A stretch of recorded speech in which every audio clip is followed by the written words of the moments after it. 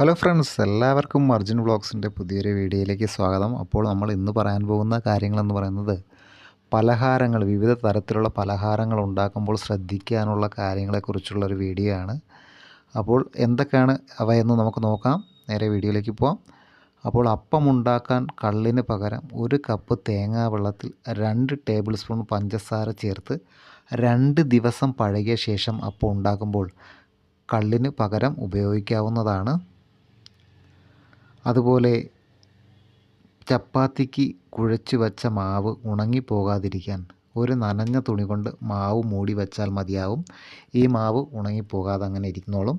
അതുപോലെ വേറൊരു ടിപ്സ് എന്ന് പറയുന്നത് ചപ്പാത്തിക്ക് നല്ല മാർദ്ദവും അതുപോലെ രുചിയും കൂട്ടുന്നതിന് ചപ്പാത്തി ഉണ്ടാക്കാനായി ഗോതമ്പ് മാവ് കുഴയ്ക്കുമ്പോൾ വെള്ളം ചേർക്കുന്നതിന് പകരം പാലൊഴിക്കുകയാണെങ്കിൽ നല്ല മാർദ്ദവും രുചിയുമൊക്കെ കൂടുതൽ കിട്ടുന്നതാണ്.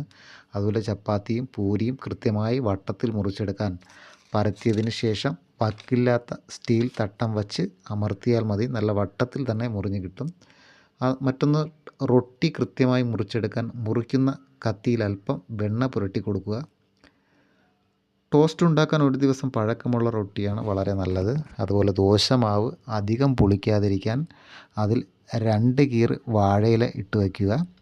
അതുപോലെ ഗോതമ്പ് ദോശയ്ക്ക് രുചിയും മാർദ്ദവും കൂടാൻ പാല് കാച്ചാതെ ഒഴിച്ച് അടുത്ത ദിവസം അത് ഗോതമ്പ് മാവിൽ ഒഴിച്ച് കലക്കി ദോശ ഉണ്ടാക്കുകയാണെങ്കിൽ നല്ല രുചിയും മാർദ്ദവുമൊക്കെ കൂടുതൽ കിട്ടുന്നതാണ്.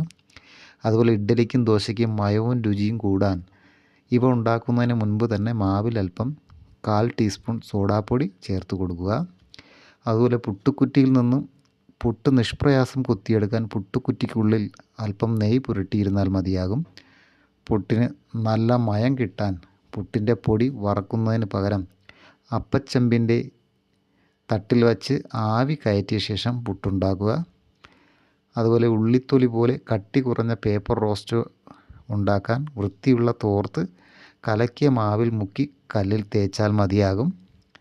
കട്ടി കുറഞ്ഞ പേപ്പർ റോസ്റ്റ് ഉണ്ടാക്കാൻ 4 നാഴി അരിക്ക് 1 നാഴി ഉഴുന്ന് എന്ന ക്രമത്തിൽ മാവുണ്ടാക്കിയാൽ മതിയാകും. അതുപോലെ കട്ട്ലൈറ്റ് ഉണ്ടാക്കുമ്പോൾ പൊടിഞ്ഞു പോകാതിരിക്കാൻ കട്ട്ലൈറ്റിൽ കൂട്ടിൽ അല്പം ചോളമാവ് ചേർത്ത് കൊടുക്കുക. ഇനി കട്ട്ലൈറ്റ് വറക്കുമ്പോൾ പൊടിഞ്ഞു പോകാതിരിക്കാൻ കട്ട്ലൈറ്റ് കുഴയ്ക്കുമ്പോൾ അതിൽ കുറച്ച് ഉഴുന്നുമാവ് കൂടി ചേർത്താൽ മതിയാകും. കട്ട്ലൈറ്റ് ഉണ്ടാക്കുമ്പോൾ റൊട്ടിപ്പൊടി ഇല്ലെങ്കിൽ കട്ട്ലൈറ്റ് കൂട്ടിൽ അല്പം റവ ചേർത്താൽ മതിയാകും. അതുപോലെ പൂരി കറുമുറുപ്പോടെ ഇരിക്കാൻ പൂരിക്ക് കുഴയ്ക്കുന്ന മാവിൻ്റെ കൂടെ അല്പം ചോളമാവും കൂടി ചേർത്താൽ മതി. പാക്കറ്റിലാക്കിയ ചോളമാവ് കടകളിൽ നിന്ന് വാങ്ങാൻ നമുക്ക് ലഭിക്കുന്നതാണ്. അതുപോലെ പൂരി കുതിർന്നു പോകാതിരിക്കാൻ പൂരി വറുത്തിടുന്ന പാത്രത്തിനുള്ളിൽ ഒരു ന്യൂസ് പേപ്പർ വിരിച്ച് അതിലേക്ക് പൂരികൾ ഇട്ട് വച്ചാൽ മതി. അധികമുള്ള എണ്ണ പേപ്പർ അങ്ങ് വലിച്ചെടുത്തോളും. ഉണ്ണിയപ്പത്തിന് നല്ല മൃദുത്വം കിട്ടാൻ ഉണ്ണിയപ്പത്തിൻ്റെ കൂട്ടിൽ 5-6 പാളയംകോടൻ പഴം അടിച്ച് പതപ്പിച്ച് ചേർക്കുക. അപ്പോൾ ഇത്രയുമൊക്കെയാണ് ഇന്നത്തെ ടിപ്സ്.